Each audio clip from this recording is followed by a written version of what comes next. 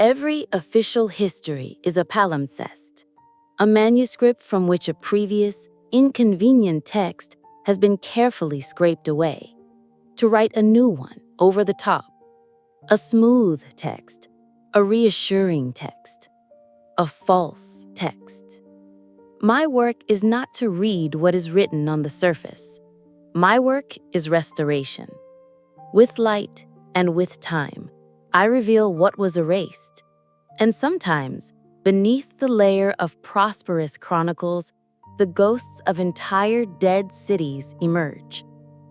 Today, we will aim our scanner at one of the most thoroughly cleansed periods in the record, the mid-19th century, and you will see the text that you were forbidden to read.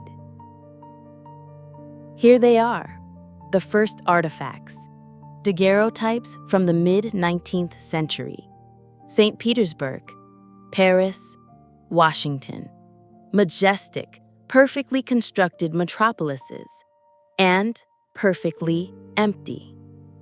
The official text written over the top states, an artifact of early photographic technology. Long exposure times did not capture moving objects. This explanation is a crude, careless retouching. It is designed for the inattentive reader. Let us engage the analytical scanner. A long exposure time would not capture a passerby, but it would capture the traces of their lives. Where are the horses tethered to posts would stand still for hours? Where is the smoke from the thousands of chimneys in these northern cities? Where is the laundry hanging to dry in the windows? Where are even a single abandoned cart? These images are not absent of motion. They are absent of life. The cities appear not as bustling capitals, but as sterile, decontaminated stage sets prepared for settlement. These are not photographs.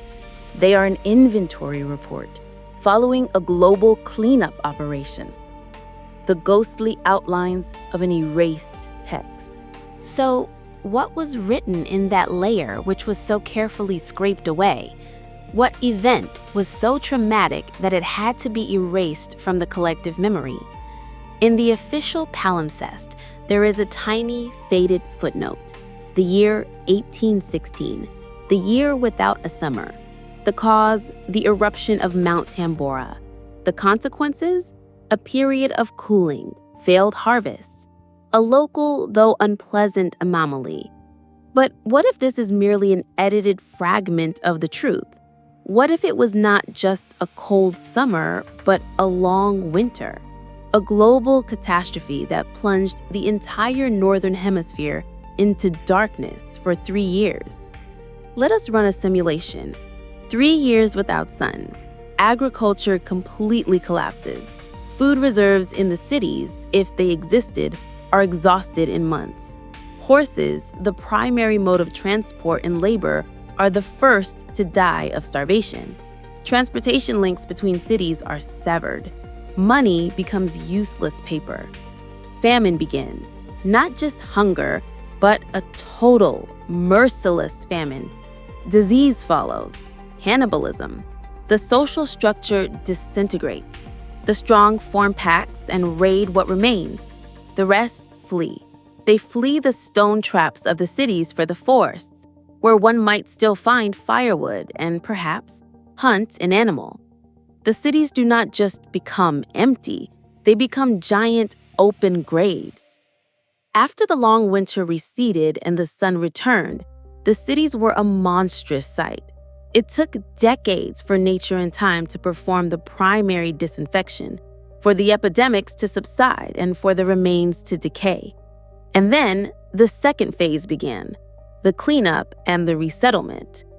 Consider this curious artifact from the American archives, the orphan trains. In the 19th century, thousands of orphan children were transported en masse from the cities of the East Coast to the Midwest. The official explanation is overpopulation and poverty. But in the light of the erased text, this looks different. This was not a social program.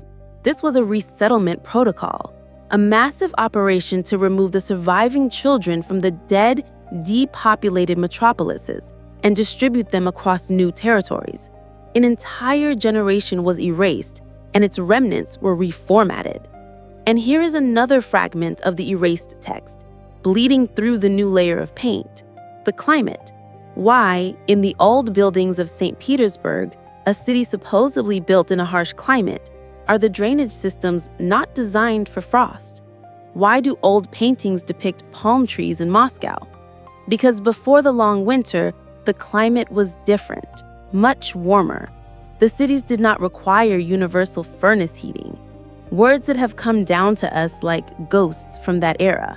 Carefree, a memory of a world before the catastrophe. And here we arrive at the main question. Who erased the original text, and why?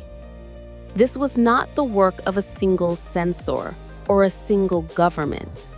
This was a systemic, coordinated operation, the work of the keepers of the palimpsest, those who write and rewrite the official history. The motive?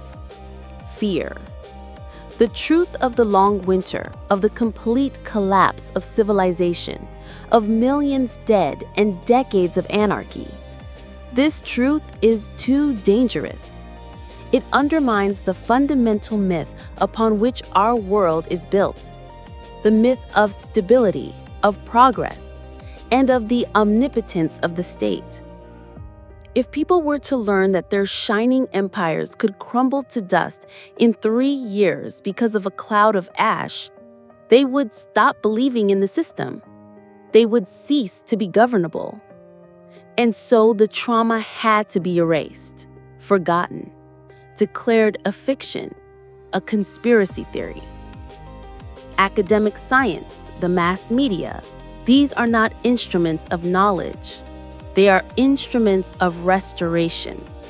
Their job is to maintain the top, official layer of the palimpsest in perfect condition, painting over any cracks or ghostly letters from the erased text that might show through.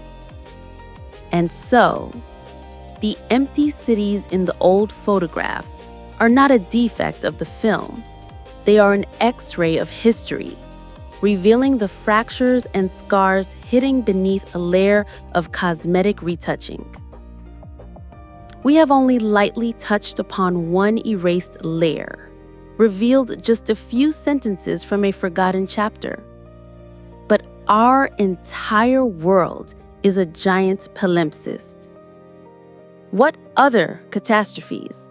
What other ancient civilizations? What other inconvenient truths are hidden just beneath the smooth surface of the textbooks you read in school? What other ghosts are waiting for their moment to appear, if only one directs the right kind of light upon them? Keep scanning. End of line.